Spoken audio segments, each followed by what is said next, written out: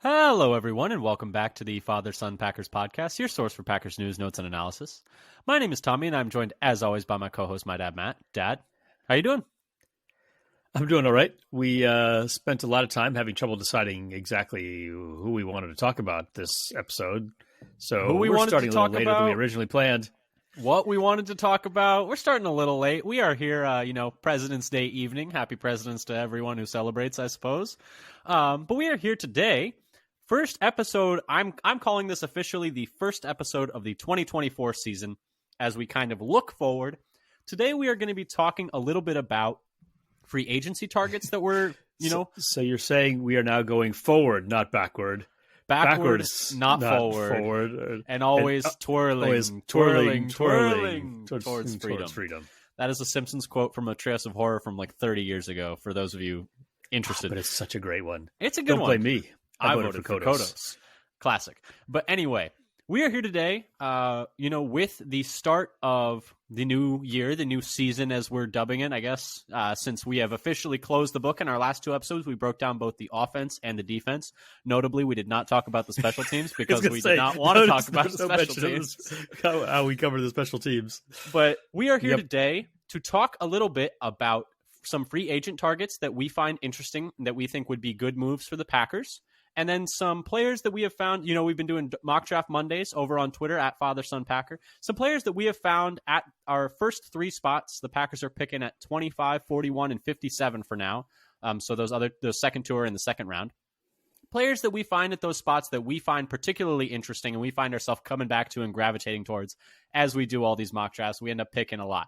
So we're going to be talking about two free agent targets each that we think the Packers would be interested in. Obviously, this is before franchise tags happen next week, so some of these players may end up not being available, although we tried to not pick ones that we thought were going to be franchise tagged. And then we're going to talk a little bit about some players that we, like we said, are interested in those spots before the Combine in a week.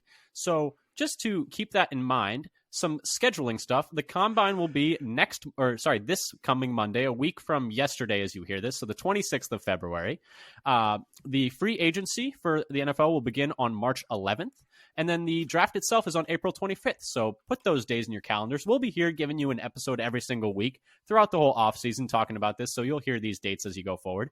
But before we start talking about any of this stuff, just wanted to pitch a couple of things. If you like what you hear today, come give us a follow on Twitter at FatherSonPacker.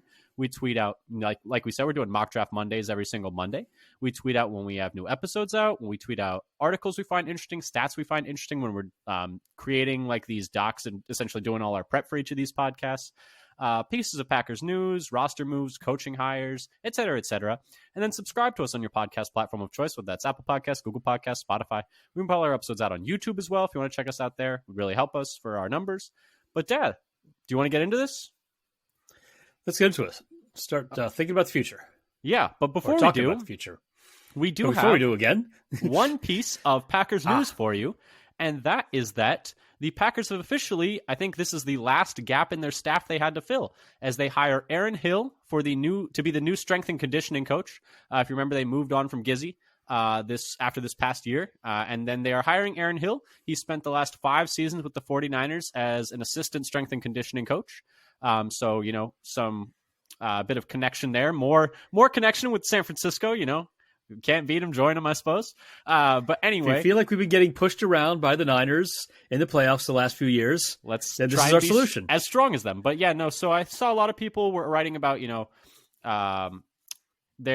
people are essentially attributing McCaffrey's newfound health with the 49ers to maybe that's an indicator of him being good at this, or the ability for Trent Williams to stay on the field with the 49ers.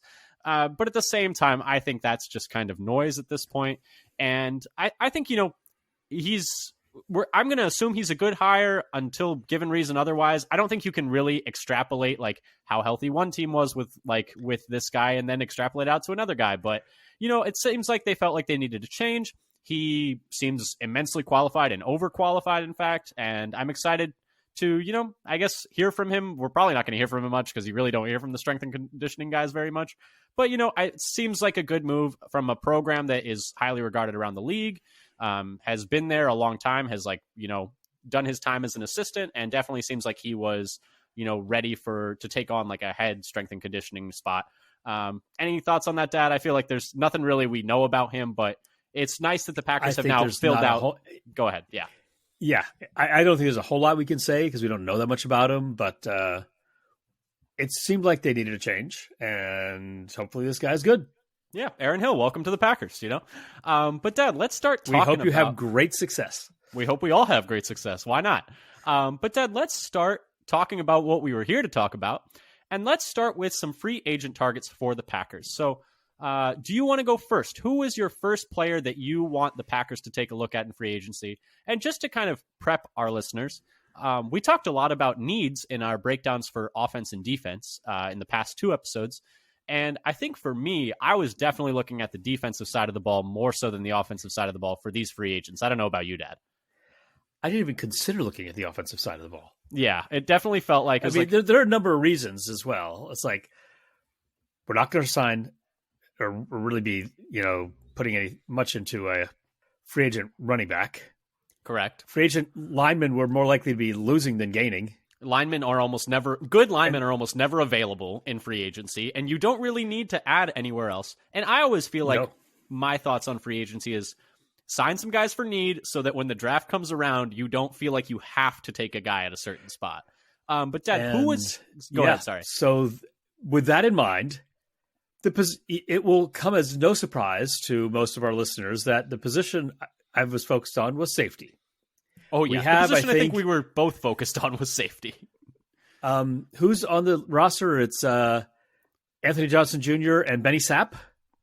Yeah, I think so. I think that might be it right now.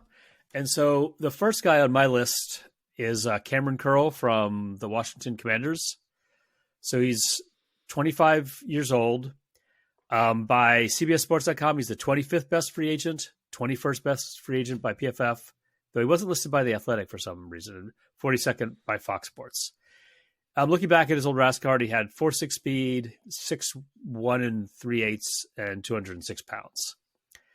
His injury history, he only missed 1 game last year, and he's missed 10% of the games since being drafted. Played at least 12 games every year, but he did dislocate his thumb in the 2022 preseason. I'm not sure how many games he missed because of that particular injury. He missed a few. The point of the matter is 10% is pretty low. He's been relatively very healthy in terms of NFL violence and being able to withstand that on your body.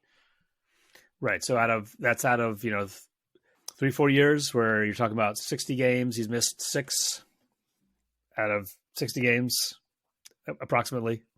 That's not bad. It's not terrible.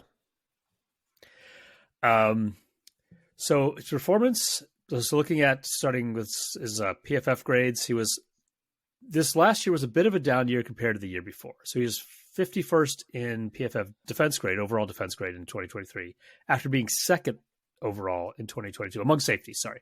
That's among safeties who had 20%, at least 20% of the amount of snaps of the top snap producer. Do you produce snaps, take snaps in the safety position? He was 40th in coverage grade, but in 2022, he was 8th. 80th in passer rating against when targeted, though in 2022, even though he was so much better as a coverage grade, he was 78th in that. And 64th this year in yards per coverage snap. 45th in tackling grade, though 2022 is 11th. And his missed tackle rate is 11.2% this past year.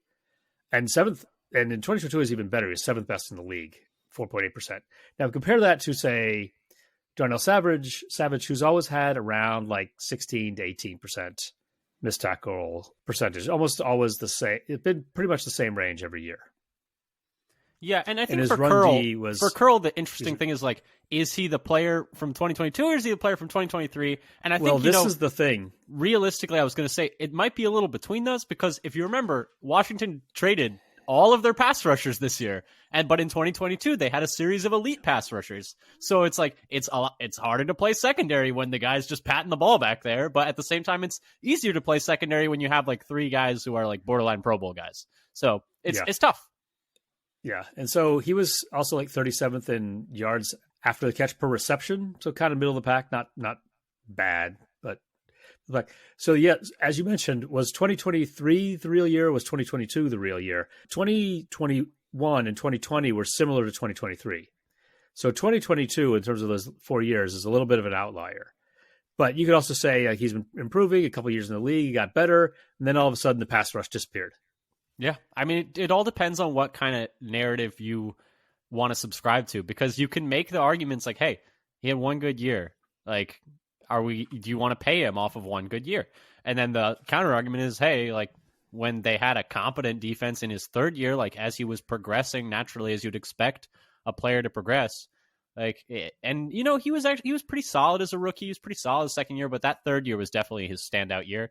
And so he regressed a little in his fourth year. Maybe you can get that at a discount. Maybe a regression there in that fourth year drives his price down a little bit, and that's a positive for signing him in free agency. You can really spin it any which way you want. I do think, though, watching Curl, I think he's a pretty good player, and I would be excited if the Packers signed him. Yeah, and so for his career, his snap splits in terms of alignment been about for every more in the box, a little bit less in free safety, and a little less in the slot. So for every 4 snaps in the box, he had 3 in free safety and 2 in the slot. But so he'd have some positional flexibility to line up around the field. We figure that the Packers are going to have maybe one single high and then another safety. Perhaps lining up in multiple positions. I believe it was Justice like that other safety. Mm-hmm. I believe it was Justice Mosqueda was talking about on Acme Pack and Co. or Unpacked Pod, I think, on Acme Packing Company, was talking about how in the new system under Hafley with a lot of single high safety stuff, it's less important to have safeties that can do both things. You can have safeties who are more specialized to doing one thing, and so you can maybe find a discount there. But that's just something that I figured I'd throw in there. But yeah, he does have experience doing a few different things. But no, I think Curl could be a very solid player for the Packers, and they definitely need help at safety badly. Anything else you wanted to add on him? Yeah. Well, so for the projected contract cost, SpotTrack puts his market value at $14.4 million with comps. So you like these comps: Derwin James, Minka Fitzpatrick, Jesse Bates, and Marcus Williams. And PFF has his projected contract at $12.5 million, a little bit less, but somewhere north of $10 million. Yeah. So a little bit more than maybe the Packers, not more than they paid for Savage last year. It's true. Yeah, the fifth-year options are always tough, huh? Especially when the player's kind of not having a great year. Although I would say to Savage's benefit, I think this was definitely a bounce-back year. He was better than he was the past 2 years, for certain. Do you have anything else? So that also begs the question of, do you want to bring Savage back? That's a whole different can of worms, and we'll see about that. Anything else you wanted to add on Curl, or do you want me to go to mine? I think for the most part, Curl seems to be a solid player who is mostly reliable. Maybe he'd be a little bit more like Amos. I don't know. Yeah, no, I mean, I think that's the ideal of if you're going to go outside. I think all we can hope for is Amos. That'd be an amazing if they could do that signing just back again now. That's a 10 out of 10. You do that 100 times out of 100. For me, the player that I'll just say overall is his missed tackling percentage is pretty solid. He doesn't get a lot of interceptions, but mostly reliable. It's kind of similar to some of the things that Amos is doing. Mm-hmm, mm-hmm. For me, though, I also have a safety as my first player that I wanted to look at. I was also looking at Curl, although the player that I wanted to target and wanted to highlight was Xavier McKinney. Was a safety for the Giants for the past 4 years. He's 25 years old, or will be 25 years old at the start of next season. He's 6 foot, 200 pounds. In terms of injury history, he has missed 26% of games since being drafted, but that was really only due to 2 injuries, and this data is from Draft Sharks and Pro Football Reference. He broke his foot in 2020 in his rookie year during training camp, and he was able to come back the same season. And then in 2022, he hurt his hand in an ATV accident, but he was able to come back for the playoffs in that scenario. I think I remember hearing about that one. Yeah, but this past season in 2023, he played every single snap on defense for the Giants. Did not miss a single snap this season. In terms of performance, if you want to look at his numbers from 2023, so the thing with McKinney is he is a guy who his 2023 was by far his best season. Maybe not by far. His first year and his second year were good. They were solid.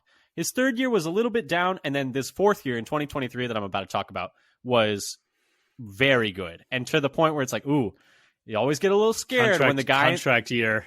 You always get a little scared when the guy in the contract year really dials it up a notch. It's like, okay, is that sustainable? But anyway, this past year, he played most of his snaps at free safety with 41% of his snaps there, but he did also play 34% of his snaps in the box and 15% in the slot. So he had, a decent flexibility to his game. Amongst 104 qualifying safeties in 2023, so that was the same cutoffs that you mentioned in terms of players who played at least 20% of the maximum player snaps. He ranked third in missed tackle rate, and that's the good third. So he did not miss many tackles at all. He was 39th in stops per snap. Stop is considered by PFF, and that's where this data is from, as a tackle that results in a failure for the offense. So upper half of the league in that. He was 19th best in yards per target and 41st best in yards per covered snap. So amongst safeties, he was upper half of the league in pretty much everything and elite at a couple of things. He was 95th in yards after catch per reception, which, small red flag, but I'm not really too worried about that because to me, that's not a metric. That's metric has some noise built into it, in my opinion. He was the fourth highest graded safety in the NFL per PFF and had their highest coverage grade of any secondary player, safety or corner, in the NFL last year. I think the fit is interesting here because the fact that last 2 years he played under Wink Martindale, who plays a ton of man coverage. According to Sports Illustrated, they played man coverage at the third highest rate. I think that means he could fit really well in a Hafley system where Hafley, he has talked at length about like press man is, in his opinion, the best way to play defense in, the modern football. I think so. I think that is a way that he would fit very well because he's used to a more aggressive style of defense and he's used to being able to like cover for other players being very aggressive on defense. And the fact that he has experience playing both deep and in the box. I know we talked about, you don't necessarily need safeties who can do both, but if you have one who can do both, it kind of opens up your opportunities to adding to that other safety spot where you could take one that does one or the other and then have McKinney do the other. He isn't the fastest player. He only ran a 4.6 40 at the combine, but his ability to play both in the NFL kind of, makes me not worry too much about that. In terms of price, Over the Cap has him valued at about $13.5 million per year. Might end up getting a little more than that, I would imagine. But if he did get that $13.5 million a year, it would be the 9th highest paid safety in the NFL. For reference, when the Packers signed Adrian Amos in 2019, they made him the 9th highest paid safety in the NFL. And that was per Packers Wire. So just keep that in mind. But yeah, so he's someone that I think if the Packers sign him, he could be a bit of a movable guy on defense. He could play a lot of different spots. He could play down in the box. He could play free safety. He could play in the slot, move him around. He tackles well. He seems like, to me, like you were saying, a guy like Amos, where he's like a sound tackler, can do a lot of different things, is versatile. All the check boxes that you checked with Amos, you're hoping to check with a guy like McKinney. The reason it might not work out is, like I was saying, his last year was definitely his best. And the Wink Martindale scheme is really unique. No one is really as aggressive as Wink. So would that translate to a scheme that's not as blitz heavy? I guess we will see. But that was the player that I had highlighted. Any thoughts on McKinney, Dad, or anything that you'd be are you concerned about a guy balling out in this contract year? It's a little concerning, huh? I guess it's a little concerning. He is, in some ways, the best option, at least the likely option of available safeties. Yeah, I mean, I was looking at the, the ranking of the safeties. I looked at a lot of them. I looked at Winfield. I think he's either going to get franchise tagged or get signed to a big extension in Tampa. Or if he leaves Tampa, we're not going to have the money that he wants. 20 million. Or yeah, we're not going to be able to pay projections. Him. McKinney was interesting. Curl was interesting. These players were all kind of in a row here. Jordan Fuller was very interesting. Jordan Fuller was one I just wanted to talk about really quick. He has experience playing with Jeff Hafley at Ohio State. He's a free agent. I think if you ask me which one was most likely to come to the Packers, it would be him. He is a guy who's almost a free safety entirely. This past year, he played like 60 or 70% of his snaps at free safety deep. And having a guy who knows the scheme, knows what Hafley likes, is able to play way back and see everything in front of him, and has had success in the Rams or with the Rams, and has had success in the NFL, is definitely enticing. He was just a guy, he was like next down on my list in terms of guys I wanted to highlight. Curl was also on that list of guys I looked at. Julian Blackmon was someone I looked at, but his injury history kind of scared me off a little bit. But yeah, no, for McKinney, I would be really excited. He might be out of their price range though, like just by a little bit. I could see a team being willing to give him a good amount of money. Yeah. So with my next pick, I kind of, with that in mind, I went with a player a little bit sort of further down the rankings who isn't expected to command as high a salary. And that's Geno Stone from the Ravens. Will turn 25 this April. He was originally a 7th rounder in Baltimore. Currently, I think CBS Sports has him as the 27th best free agent available. Though he's kind of all over the map. They have him 27. PFF has him 52. The Athletic has him 108th, and Fox Sports has him 44th. So it really depends on, what they're looking for. He played 1,000 snaps on D last year in terms of his injury history. 82% of the team's snaps after spending, most of his rookie year on the practice squad. And he's only missed 2 games in 2021 and none in 2022 or 2023. And this year, he's really had his snap count, I think, jump up, as he's matured as a player. And then he has Marcus Williams, a safety that Baltimore had signed in the previous offseason, was down with some injuries for part of the year. And Stone kind of took over that role or that position. In terms of his performance, he was the 26th rated safety by PFF last year out of 104 qualifiers. So here's a guy. He is drink for doing a Collinsworth. You got to take a drink for doing a Collinsworth there. Does Diet Coke count? I guess. But anyway, sorry, continue.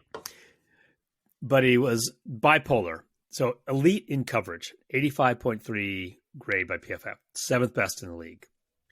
6th best in passer rating against the league with only a 51.1, which is even better than McKinney's, who was the highest graded coverage defender. He was 11th in yards per coverage snap and 9th in yards per target. More middle of the pack in how much yak he gave up, 55th, so kind of in the middle. Yak per reception, that is. Yeah, the coverage stuff looks great. Now tell the people what the problem is. Well, I'll stick with some good stuff though. He led all safeties with 7 interceptions this year. So he's got some ball skills, and something that we've been kind of wanting are players who will take the ball away. We have been kind of low on forcing turnovers the last couple of years, or at least especially this last one. However, he was terrible against the run and below average in tackling. I think below average is complimentary to his tackling. Okay. He was a really bad tackler. He was 90 out of those 104 players. He was 96th. How are you going to say below average in tackling? He was was I wrong? In tackling. Was I wrong in below average? I suppose not. He was not number 1 in tackling. He was not first in tackling for sure. He was 21. His missed tackle rate was 21%. His previous years were 15 and 17%, so not quite as bad. For comparison, Savage's career worst is 18.8% in 2022. For people who thought that Savage was a bad tackler. And he's not. So for those of you who thought Savage is not a good tackler, you are correct. Stone had a worse missed tackle rate this year, which is it's not great. And so one thing that you see, and so we're looking at a guy who's like not necessarily going to be commanding like the elite money. That's true. But who could possibly have a role. The second half of last year was not as good as the first half. His better games were kind of in the first, 6 or 7 or 8, I guess 8 or 9 weeks. But then the second half, his defensive grades started to go down. I don't know why. The worrying part is because he was playing more than he ever had before. Could he not handle that much of a workload? Were opponents getting more tape on him and found something that he wasn't particularly good at? That's another possibility. It's also scary. Maybe the Packers would be able to see that as well. It's like, oh, this is something that we can or cannot fix. Yeah, I don't know. And then that's the thing with free agents. You can poke holes in all these players. Like, oh, is this player just good in a contract year? Were they trying harder than before? Oh, is this player was good in the first half of the year, but bad in the second half of the year? Like, did they fall off because of their body can't take it, or were they not good at something? Like, you can always find like a reason why a player won't work out. And I think it's important to like talk about those reasons, but sometimes, you can't be too scared to make the move. And 2023 was, as you mentioned, his best coverage grade, but also his worst run D. He was actually a better run defender of the grade. Still not great, but more like closer to average, not near the bottom. Yeah. Anything else you wanted to add on Stone? I think it'd be a good signing. They need safeties. They need safeties desperately. Yeah. So the other thing I would say is he, in terms of his fit, he primarily played deep. He played 70% of his snaps at free safety, only 16% in the box and 11% in the slot. So, and his career alignments are similar. Now the Ravens did play a lot of too high on first and second downs, reportedly, rather than the single high we'd expect of the safeties under Hafley. But he does have the ability to play. But how scared are you to play a last line of defense who can't tackle? Can't tackle. I was going to say that's a little bit frightening. Yeah, that's definitely. I mean, it takes some stones. Yeah, Geno Stones. Geno Stones. But anyway, to make that call. No, yeah, I 100% agree. It would definitely be. You see him coming downhill, you're like, please make this tackle, please. There's no one else behind you. There's no one else even within 20 yards of you. Please make this tackle. Yep. And so his projected salary is somewhere between $6.5 and $7.5 million, depending on where you look. So significantly less than you would expect from either McKinney or Curl. Yeah. And the player that I have next, if you have nothing else to add on Stone, is also a player I think would be available to the Packers for, cheaper. And that is Azeez Al-Shaair. He is a linebacker. He last year played for the Tennessee Titans. He's 27 years old, 6'2", 228 pounds. So a little on the lighter side. In terms of injury history, he has missed out on about 15% of his games. But he has played in at least 12 games every year of his career. So, pretty healthy so far. Knock on wood. He did not miss a single game last season. No real history of major injuries, according to Draft Sharks. Knock on wood again. In terms of performance, amongst 86 qualifying linebackers last year, he was 58th in missed tackle rate, so slightly below average, not great. But he was 30th in stops per snap, 32nd in yards per target, and 12th in yards per coverage snap. So better in coverage than, I thought in terms of when I was initially looking at him. And pretty good against the run as well in terms of, making impact plays and getting stops and generating stops. In terms of fit, this was the real reason I was looking at him. He has a lot of experience with the 4-3 defense playing in San Francisco. This past year, he played in Tennessee, but the previous 4 years, he played in San Francisco underneath Robert Saleh and DeMeco Ryans. Coordinators who Hafley has experience with. And, there's some overlap there in terms of Hafley working under Saleh previously and some overlap between those schemes and what they like to do. I am interested in him because I think having a guy who, for, a lower amount of money, he signed just a 1-year, $5 million deal with the Titans last year. I wonder if you could get him something similar, maybe 2 years, 10. And I'm thinking having a guy who's, a cheaper option, but who has played in a similar system, has played in a 4-3 before, has had, is a pretty solid linebacker, is an above replacement level linebacker. Having that there in that linebacker core that is devoid of talent. I mean, right now it's probably just going to be Quay Walker and McDuffie, assuming, like most people assume, they're going to move on from Campbell. Having a guy there means you don't need to take a linebacker in the draft. It's not a great linebacker class overall. There aren't a lot of great ones. We're going to talk about one of them later. I think I saw in our doc notes, not to spoil it for anyone. But I think just adding a guy, just to summarize, who knows the role, can play the role to a good to solid level, and is on the field, is reliable. I think there's value there, and I think having him for decent amount of money, nothing too crazy. If he's if that number goes up a lot, it's okay, maybe not. But, he's a solid player. Any thoughts on Al-Shaair? Well, it's interesting that his, play seemed to be a little bit better when he was with the Niners than with the Titans. And maybe this would be a little bit, I don't know how the defensive scheme, what they're doing in Tennessee, but maybe this would be. I'm pretty sure what Hafley wants to do is more similar to the Niners than Tennessee. I'm pretty sure Tennessee played a 3-4 this past year. But the other thing I was going to say is, you could see the Niners' base defense was way worse without Al-Shaair there and with Oren Burks instead. Now, is that saying more about Oren Burks? Possibly. But they were much better with Al-Shaair as their third linebacker. I talked to a few of my friends who are Niners fans, and they were like, yeah, we missed Al-Shaair a lot this year as that third linebacker. He was way more reliable, and the defense was a lot stronger with him in there. But yeah, so he's just a guy that I find interesting as a role player on defense. It's good to not have massive weaknesses on defense that can be exploited. And if you can fill those spots for, not top of the level money, but you can get a guy who is going to turn a weakness into like a, solid player, I think there's value there.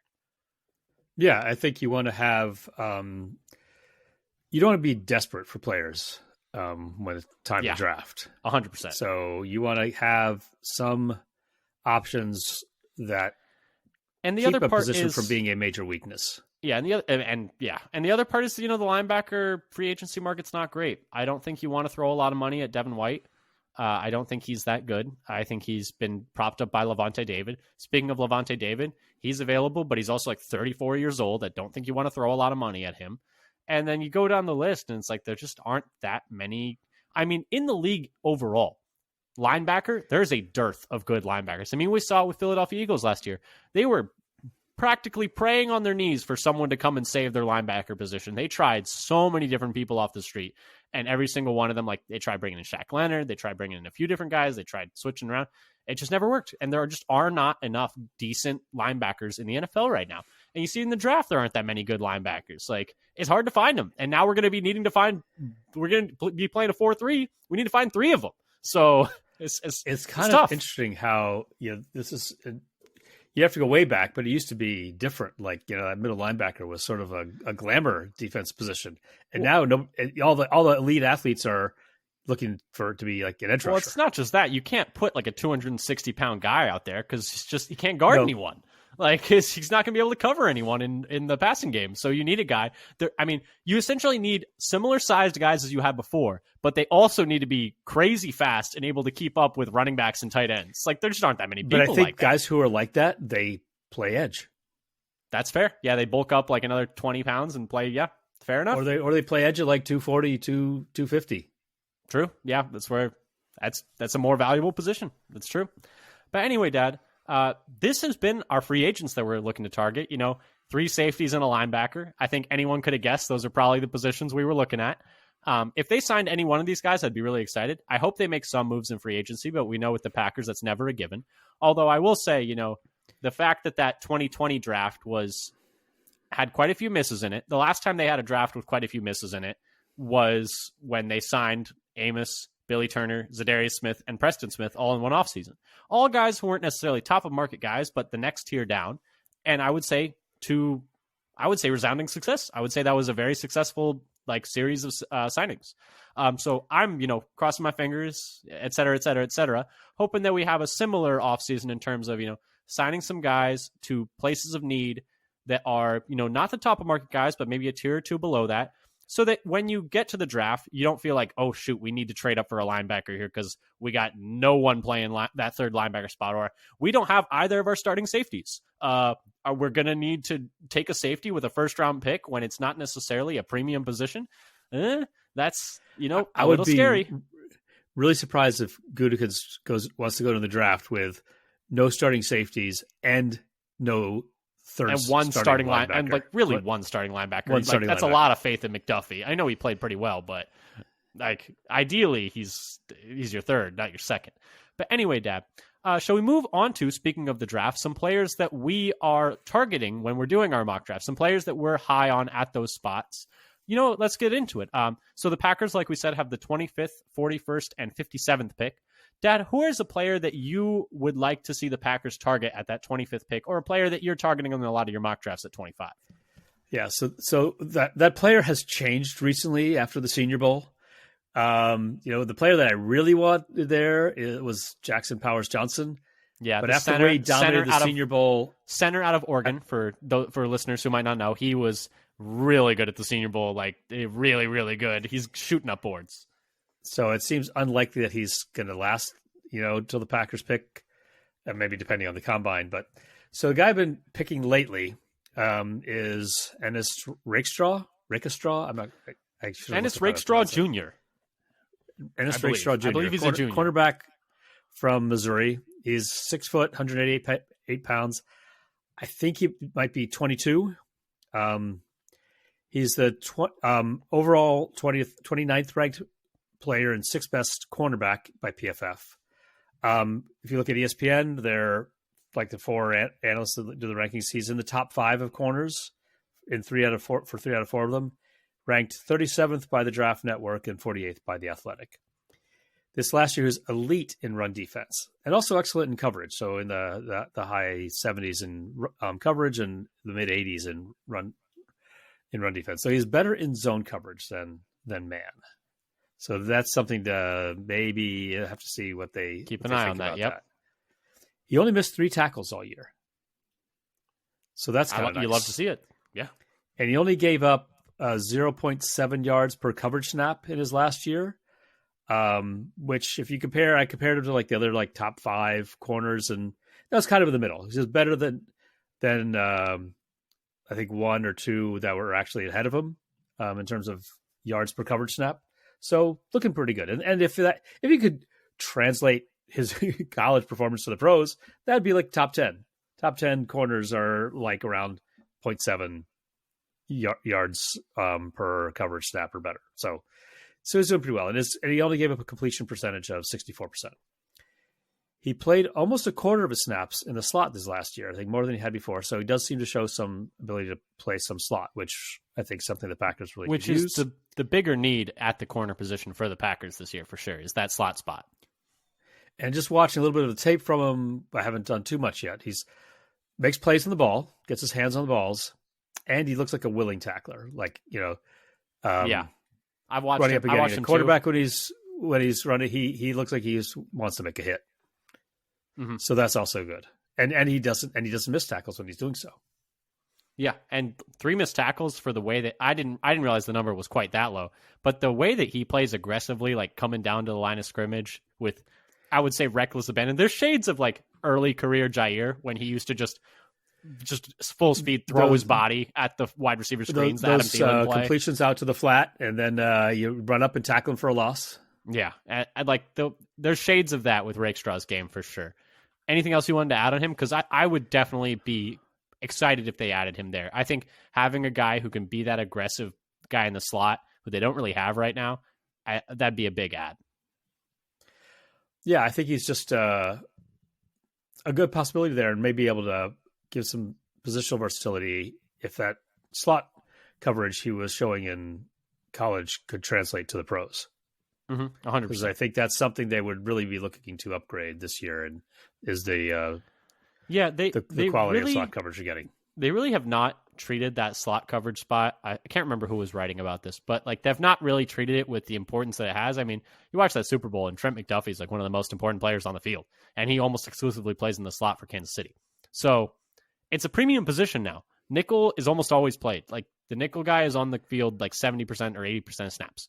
So yeah, that nickel corner is on there a lot more than your whatever third defensive third tackle. Line. Yeah, and like you look at like the investment the Packers have made at that slot corner spot. I mean, it's been Keyshawn Nixon, who is like a journeyman, like special teamer. It's been Chandon Sullivan, who was like a vet min guy. It's been, and like you go back, I can't even remember like an investment at that spot in the last like 5 to 10 years. But anyway, anything else you wanted to add there? Or should we go to mine? Why don't we move on to yours? Yeah, so at 25, player that I would be interested in the Packers adding, or the player that I find myself mocking to the Packers a lot, and I would be excited to have, is Troy Fautanu, left tackle out of Washington. He is 23 years old. Washington has him listed at 6'4", 317 pounds. I will say he looks a little smaller than that, so I'm curious to see what he weighs in at the combine. Some scouts think he will kick inside to guard, as he may lack the arm length to play tackle. Again, we will see at the combine next week. Getting a guy who can play guard is not exactly not the worst thing for the Packers right now. Yeah, not the worst thing for sure. And he has experience playing some guard in college as well, besides left tackle. This past year, he played almost exclusively left tackle, but previous years he played a little left guard as well. And, could maybe always try and switch him to right guard. We'll see. He was third team AP All-American this past year and first team All Pac-12. And he won the Morris Trophy for the best offensive lineman in the Pac-12. Interestingly enough, that is voted on by your opponent. So people playing against him thought he was kicking their ass, essentially. And that's in a conference that has some really good offensive linemen. That's a conference that has Jackson Powers Johnson. It's in a conference that has Morgan out of Arizona, 2 guys who are projected to go in the first round. His opponents thought that he was the best offensive lineman in the conference. While he did allow 23 pressures per PFF and a pressure rate of 3.7%, which ranked him 229th amongst 343 qualifying tackles last year in the FBS. So not great in terms of pressure rate allowed. PFF did still have him as their 5th highest graded pass blocking tackle last year, which I was a little surprised to see with that pressure rate. But people watching, I guess that tape would say that a lot of those pressures were more about Penix holding the ball.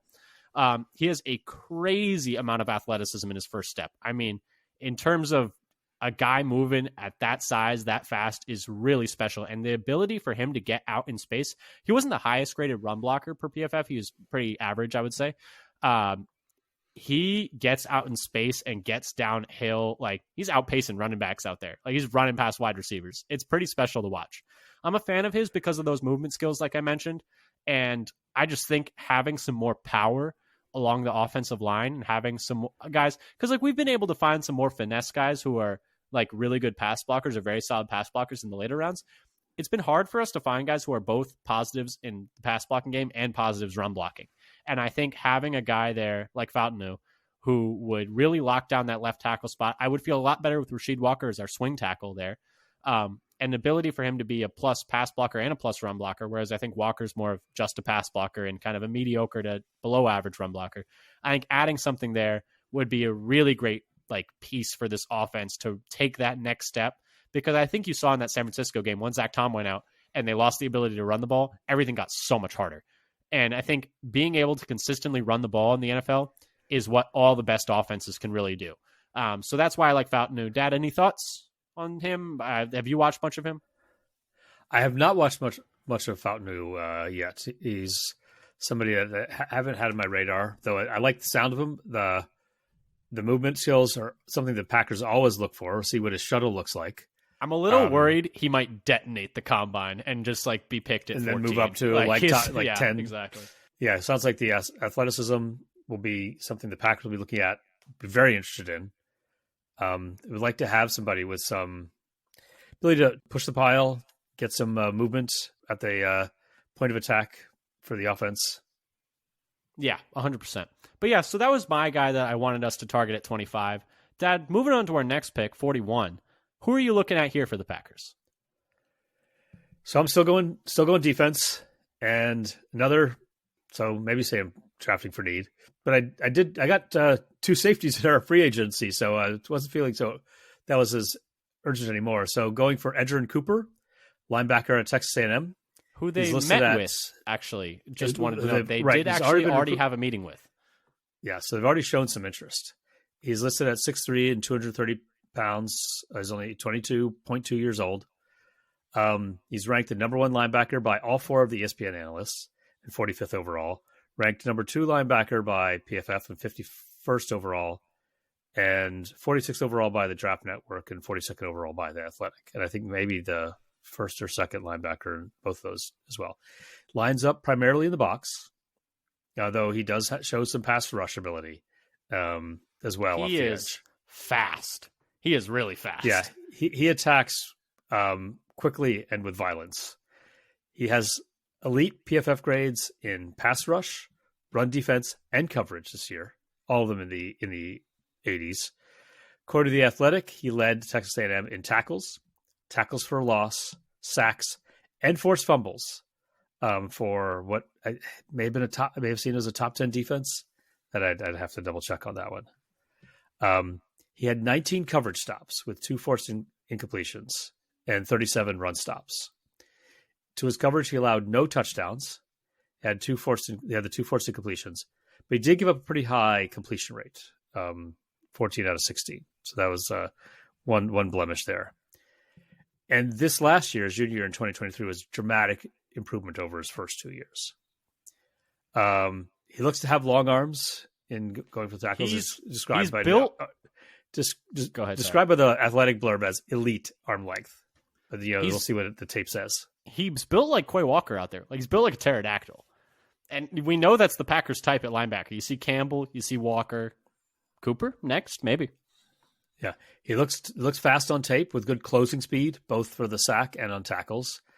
He does. I would say what he really stands out on tape is his ability to fill the hole or shoot the gap in the backfield for tackles for a loss. And often in the run game, where he's sometimes going for a scrambling quarterback or a running back in the run play right after the handoff. And he also looks like he likes to hit. Sometimes I've seen one where they just threw a shoulder to somebody to try to plow him without wrapping up. But still, a lot of times he's bringing guys down, wrapping them up and bringing them to the ground. Yeah, Cooper's a guy that I think, having a lot of athleticism at that second level is super enticing. Like having his speed matched with Quay Walker's speed at that second level would definitely be something that I would find very interesting.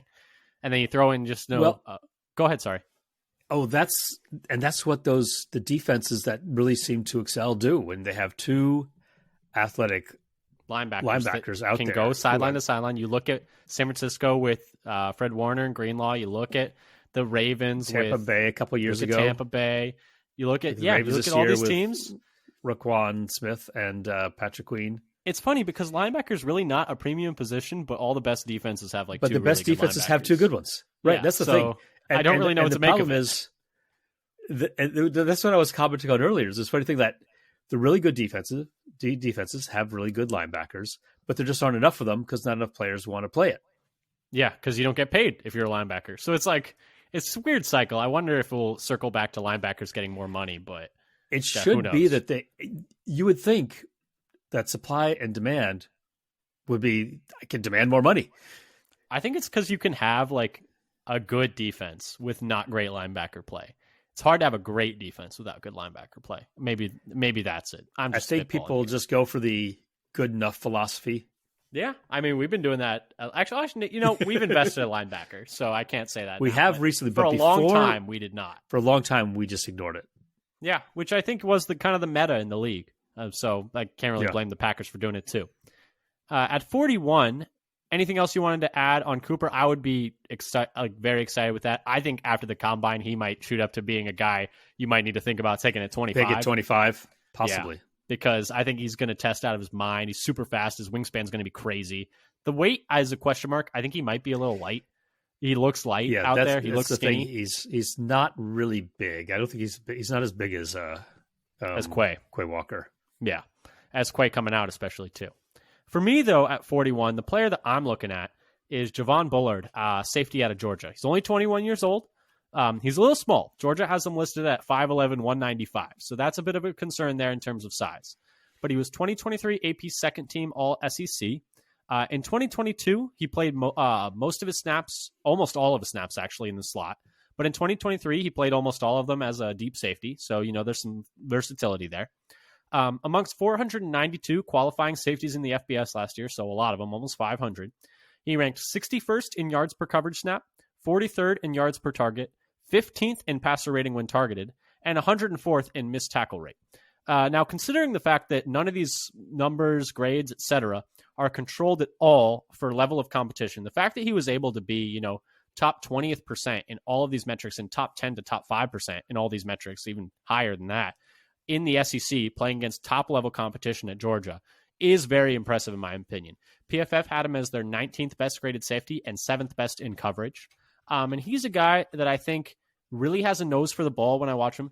I think he's really, I think he shows really good speed on tape. It'll be interesting to see how he tests because I guess people are down on his long speed, but I feel like he looks really fast out there. I saw him catch multiple players from behind where he should not have had an angle on the play. Very bursty, has a really quick trigger downhill. And so the quick trigger downhill is something that I'm always a big fan of in terms of safety. Now, you got to be careful. It's not just, a guy biting on something every single time. But he seems to have a really good nose for the ball, like I said.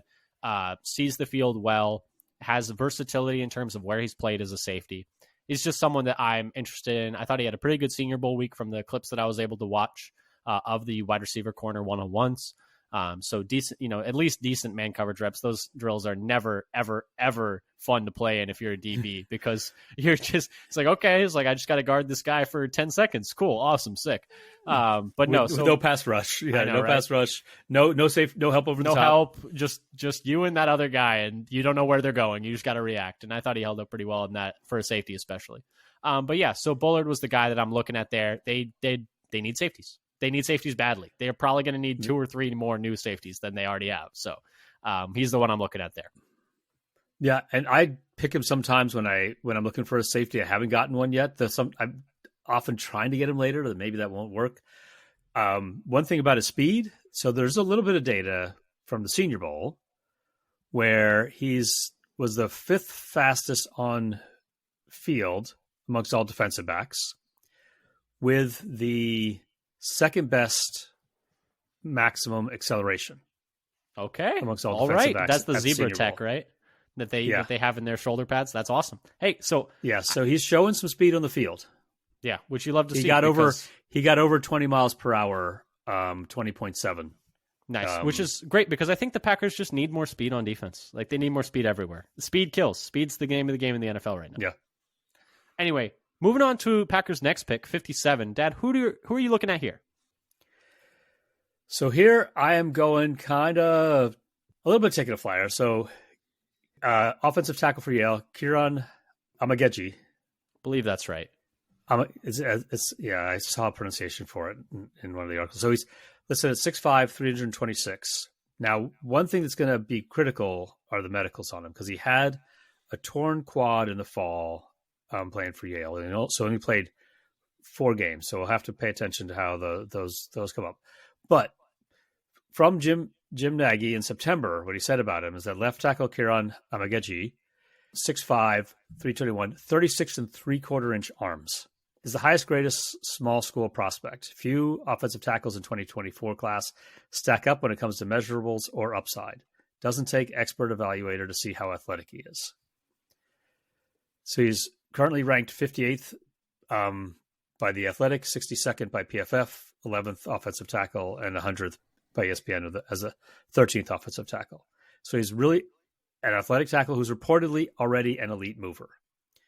He has improved dramatically while in college at Yale. So there's a very interesting article actually at The Athletic by Dane Brugler about him and his journey about, he's kind of late to football and how he worked to improve during the first COVID year when Yale didn't play any games at all. And that how he was better when he came back. His last 2 years were at left tackle, though his first year in 2021 he was at left guard. He's not exactly your typical tackle to guard prospect to move with 36-inch arms. Mm-hmm. He gave up no sacks and only 1 hit over the last 2 years, and he's already got an elite graded run blocker according to PFF. So it'd be really interesting to see how he tests and what he looks like. He could be one of these small school flyers that maybe takes a little while to develop, but could be really good in the future. I was going to say, and for him, it's hard because usually with these small school prospects, you have these all-star games. You have the Shrine Game, you have the Senior Bowl, and you get to see them play against competition that's like at that higher level and see what they do. Now with him having that quad injury, you don't get to see that.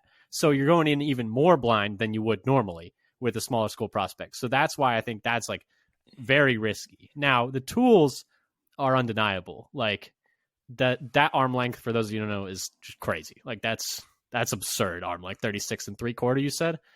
I mean, that's what Nagy had. Yeah, Jim Nagy, who is the director of the Senior Bowl, for those of you who don't know, who aren't entrenched in draft stuff all 24/7 and following everyone on Twitter. But yeah, definitely something interesting. I do think they need, tackle isn't their biggest need, but if they could solidify left tackle even more, I think that's interesting. For me, I think if nothing else, they should be looking for a swing tackle. Yeah, and I think ideally Rasheed Walker is that swing tackle, and then they get at the very guy. Yeah, that's the thing. At the very least, yeah. So either find a swing tackle or move somebody down to swing tackle. Exactly. I do think that he is someone that I would be a little nervous about, just with injury and small school and new to football. And using a top 100, top 60 pick on a guy who probably won't play for like a year or two that's scary to me. That's very scary to me. I don't know if I can get on that one. This is a high risk move. Yeah, high risk. But it is, it's pick 57, so nothing is promised. For me at 57, though, the player that I would be interested in the Packers drafting, and the player that I've been targeting in drafts, is T'Vondre Sweat, defensive tackle out of Texas. He's 23 years old, and he is huge. He is listed at 6'4", 362 pounds. I'm telling you, that might be underselling it. This man might be 4 bills. He might be 380 pounds. He did not weigh in at the Senior Bowl. He declined to weigh in. And I wonder how heavy he would have been if he did. And so we're going to see at the Combine how heavy he is. It might be a little concerning how heavy he is, and I think that's why he's down in draft boards. He's actually fallen down in the last month in PFF's like ADP, and they're projected like where they're projecting him to go. But at the Senior Bowl, I mean, no one could block him. No one could block him at all. He was too much man for all of these guys trying to block him. Guards, tackles, guys were projected to go early. I mean, he just walked every single person they put against him back into the pocket. In 2023, amongst 528 qualifying interior D linemen per PFF, he was 48th in pressure rate, he was 47th in stops per snap, and he was ranked number 1 in PFF grade, number 1 in PFF run grade, and number 9 in PFF pass rush grade. He has a ridiculous... So not only is he huge, he has a ridiculously quick first step for how huge he is. This is a massive man. And there are questions on if he can handle there are questions about his weight. There are questions about motor a little bit with that weight. There are questions on if he can handle a full workload. A really powerful motor to move that much weight. I know, right? There's a question if he can handle a full workload in the NFL with his size. Like, can he be a 3-down player? But, I mean, he played more snaps per game than his teammate Byron Murphy, who, you know, isn't as big as him, but he played more than he did. And there are no questions about Byron Murphy's motor or questions about whether Byron Murphy can stay on the field. So to me, like, I'm just like, okay, he was able to do it at Texas. Like, so why is it that concerning? Like, why are we that concerned that you wouldn't use a late second round pick on a guy who was borderline unblockable in the Big 12? And then the other thing is like, yeah, he played next to Byron Murphy. So is that making his job easier as Murphy's projected to go in the first round? Maybe. But at the same time, why not just argue it the other way around? I mean, you could argue it both ways, couldn't you? But I do think it's a little surprising to see Sweat this far down.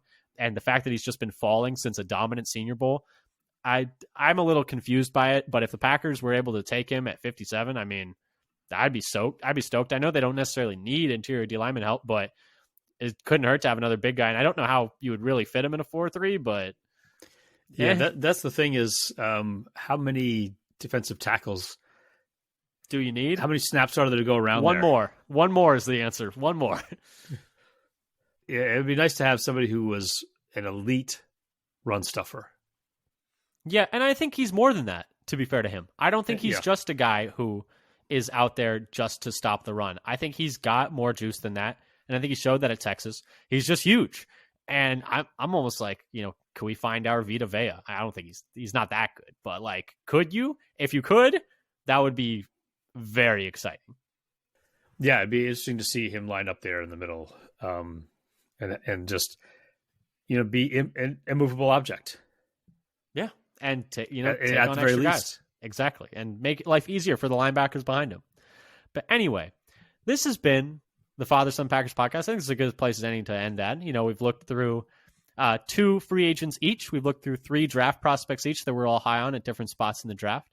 And you know, we'll be here doing this, talking about the draft, talking about free agency for the rest of the offseason. And then until training camp and minicamp, we'll be doing an episode a week through the whole offseason until the season starts again in the fall. And we'll be doing 2 then. But come give us a follow on Twitter at FatherSonPacker if you like what you heard. We'll be tweeting out whenever we have new episodes out, articles we find interesting, et cetera, et cetera. We did this whole spiel at the front, so you know what we tweet out. We also have all our stuff on every podcast platform you can find, whether that's Apple Podcasts, Google Podcasts, Spotify, YouTube. So come subscribe to us at all of those. Thank you so much for listening. We've been loving breaking this down. We'll be talking about the Combine next week, I guess, Dad, since it's starting next Monday. So keep your eyes peeled for that and keep your eyes on Twitter for that. But until next time, go Pack, go. Go Pack, go.